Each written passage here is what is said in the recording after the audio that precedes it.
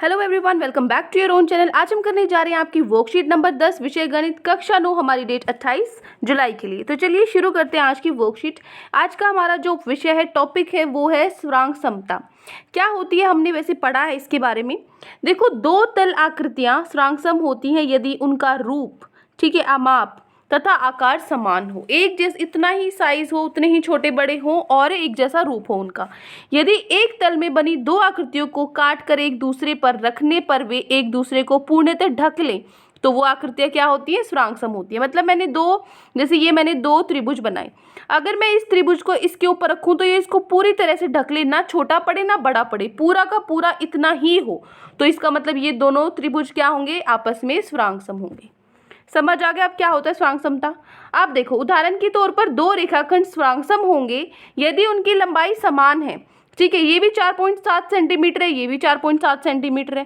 ठीक है, अगर आप इस रेखा को इसके ऊपर रखोगे तो पूरी प्रॉपर ढक लेगी ना इसको, तो इसका मतलब ये क्या है? दोनों आपस में स्थिरांक सम है। ठीक है, उसके बाद है वो दो कोण स्थिरांक सम होंगे यदि उनका माप समान हो। ठीक है, अगर उनका माप समान होगा, जैसे ये भी कितना है 57 है, ये भी कितना 57 है, दोनों बिल्कुल बराबर होंगे। ठीक है, तो इसका मतलब ये क्या है? आपस में स्थिरांक सम है। अब देखो, अब हम पढ़ेंगे त्रिभुज के बारे में। त्रिभुज में कैसे स्थिरांक समता को हम दिखा सकते हैं, कुछ नियम हैं उसके, वो हमें पढ़ने हैं।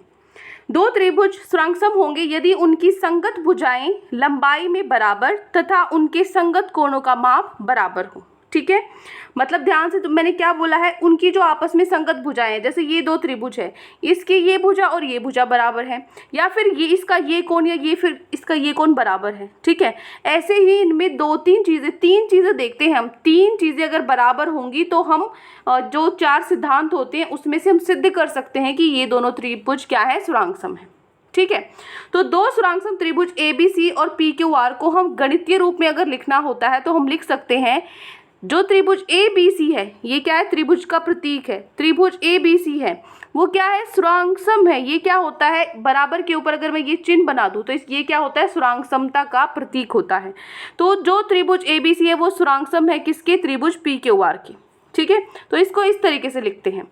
इसका अर्थ है कि इन दो त्रिभुज में जो AB है वो PQ के बराबर है, जो BC है वो QR के बराबर है, CA है वो RP के बराबर है, और जो हमारे कोण है A P के बराबर है, B Q के बराबर है, C R के बराबर है।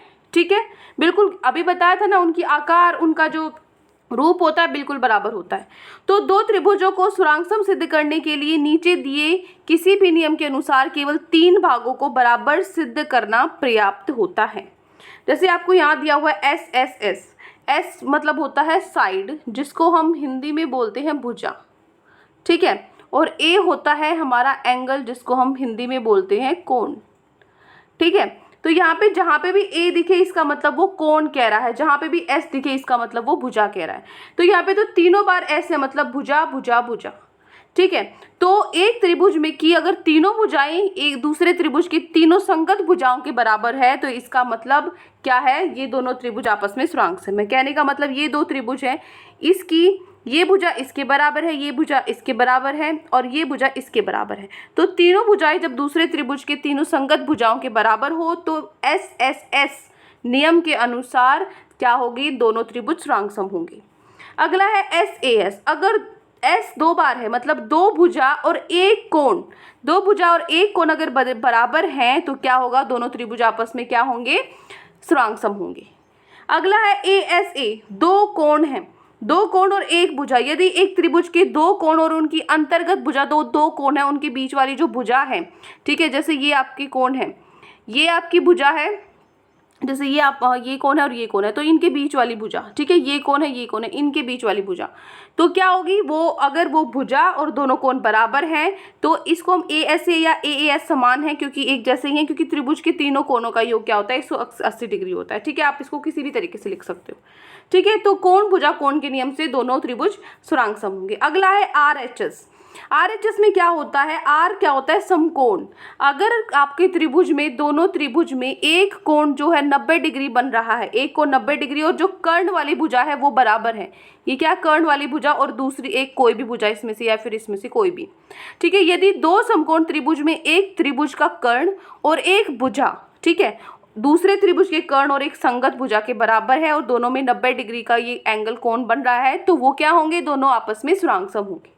ठीक है, तो ये 4 नियम है हमारे किसके, आपस में दो त्रिभुज को उनकी स्थिरांक समता दिखाने के लिए।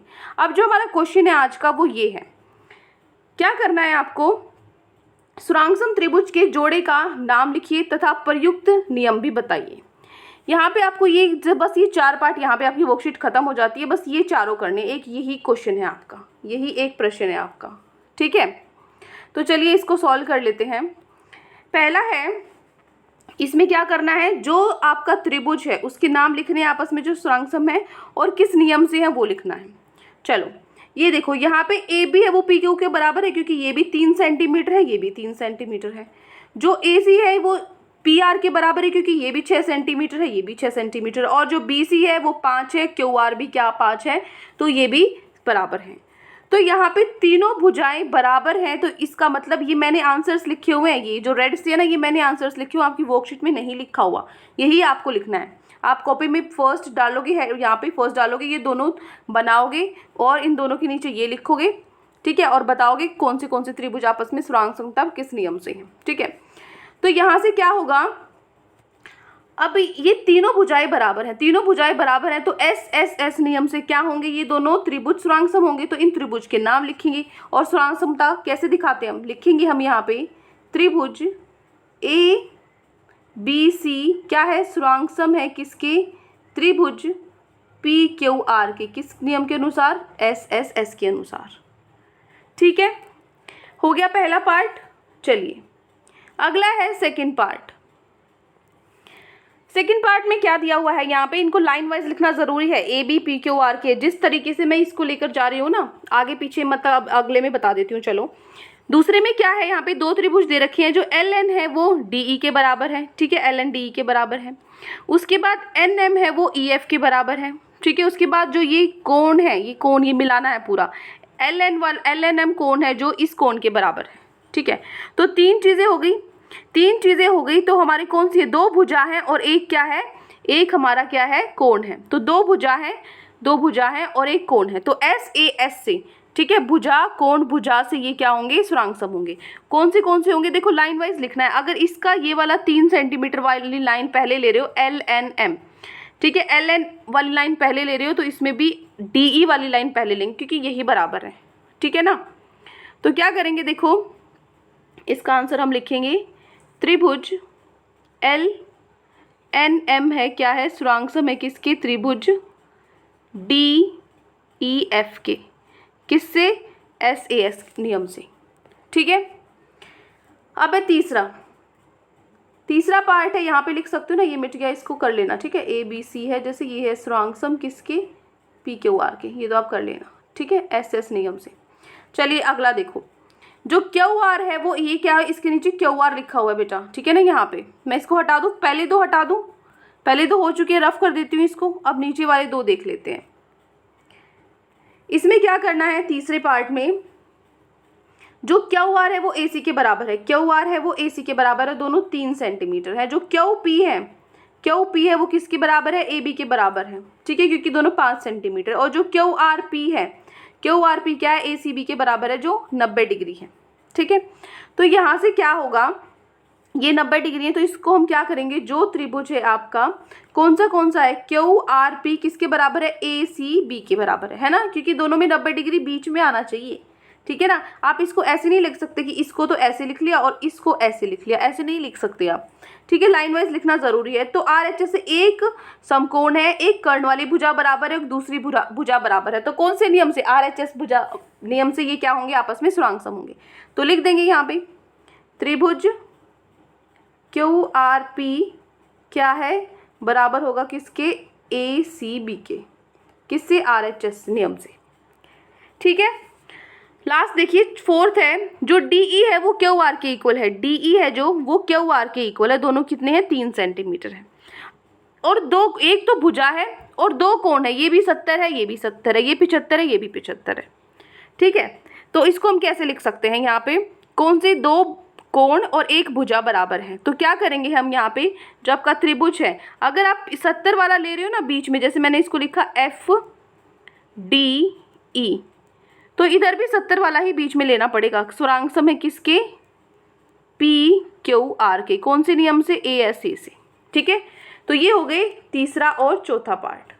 तो चारों के चारों पार्ट हमने कर लिए हैं। आई होप आपको अच्छे से समझ में आ गए हैं। कोई भी डाउट है किसी भी क्वेश्चन में या पूरी वर्कशीट में तो कमेंट सेक्शन में आप मुझसे पूछ सकते हैं। और अगर आपको लेक्चर अच्छा लगे तो चैनल को सब्सक्राइब कर सकते हैं, वीडियो को लाइक कर सकते हैं। आज के लिए इतना ही, मिलते हैं नेक्स्ट वीडियो में। Till then take care, bye bye.